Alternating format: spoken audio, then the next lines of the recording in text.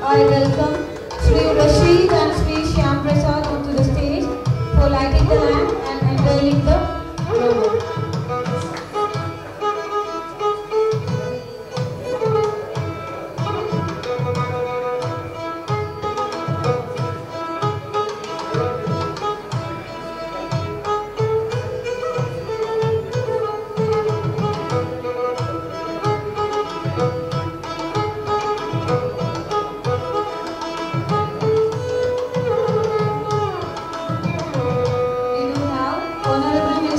Babu sir, Dr. Varghese, Director of College Institution, Sri Abraham Thomas, YMCA.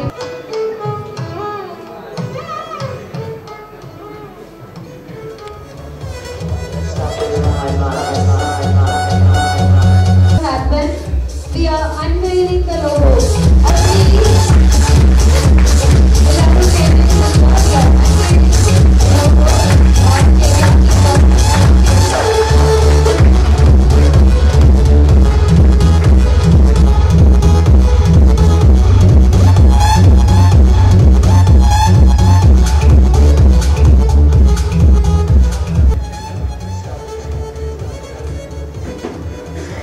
Now we have unveiled the Kerala Kickboxing Association logo. Our boxing is nalla self-protection സംവിധാനം ഉണ്ടാകും എന്നുള്ള കാര്യത്തിൽ സംശയമില്ല. കേരളത്തിന് വളരെയധികം പരിചയമില്ലാത്ത വളരെയധികം ലോകത്ത് ആരാധകരുള്ള ഒരു കായിക വിനോദം എന്ന നിലയിൽ ഇതിൻ്റെ ഞാൻ എല്ലാ ഭാവങ്ങളും നേരുകയാണ്. മനസ്സിലാക്കുന്നത് ഇതിൻ്റെ സംഘാടകരാണ് കേരളത്തിൽ ആദ്യമായി കിക്ക് ബോക്സിംഗ് കേരളത്തിന് പരിചയപ്പെടുത്തി കൊടുത്തത്. ആ നിലയ്ക്ക് ഇതിൻ്റെ സംഘാടകരെ ആത്മാർത്ഥമായി അനുമോദിക്കുന്നു. സ്ത്രീ ശാക്തീകരണത്തിൻ്റെ ഭാഗമായി ഒരു പുതിയ സ്ത്രീ ശാക്തീകരണത്തിന് ഒരു പുതിയ മേഖല കൂടി ഇതിലൂടെ തുറക്കുകയാണ് എന്ന് കൂടി ഞാൻ മനസ്സിലാക്കുന്നു. എല്ലാവർക്കും എല്ലാ നന്മകളും ആശംസിച്ചു. Thank you for those inspiring words of yours. Now I welcome Dr. Varghese, Director of College Institution.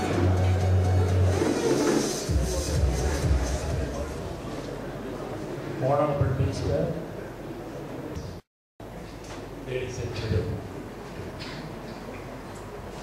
ആരോഗ്യ സങ്കല്പം ഉണ്ടെന്ന് ഇപ്പോഴാണ് എൻ്റെ ജീവിതത്തിൽ ഞാൻ മനസ്സിലാക്കുന്നത്. എനിക്ക് ഏതാണ്ട് 80 വയസ്സുണ്ട്. ഈ 80 വയസ്സുള്ള വയസ്സിനെ ഇതിനൊക്കെ വിളിക്കുക എന്ന് പറഞ്ഞാൽ വളരെ കഷ്ടമാണ്. ഞാനിനി എന്തായാലും ഇത് പഠിപ്പിച്ചിട്ടോ എനിക്ക് യാതൊരു പ്രയോജനമില്ല. അതുപോലെ സ്വയരക്ഷയ്ക്ക് വേണ്ടിയാണെന്ന് പറയുന്നത്.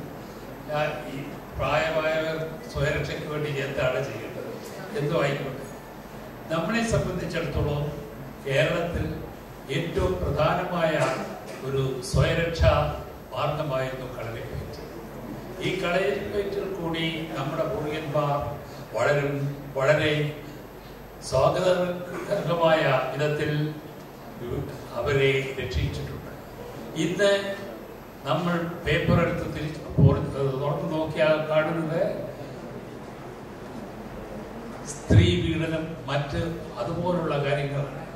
ഇതിൽ നിന്ന് സ്ത്രീകൾ രക്ഷപ്പെടണമെന്നുണ്ടെങ്കിൽ ഇതുപോലുള്ള ഈ ബോക്സിംഗ് അല്ലെങ്കിൽ കളരിപ്പയറ്റ് ഇതെല്ലാം അറിഞ്ഞിരിക്കണം. അത് ഏറ്റവും നല്ലതായ ഒരു സുരക്ഷാ മാർഗമാണ്. Cochin Gymkhana President Mr. Rajan, Association of Kerala President, Kickboxing,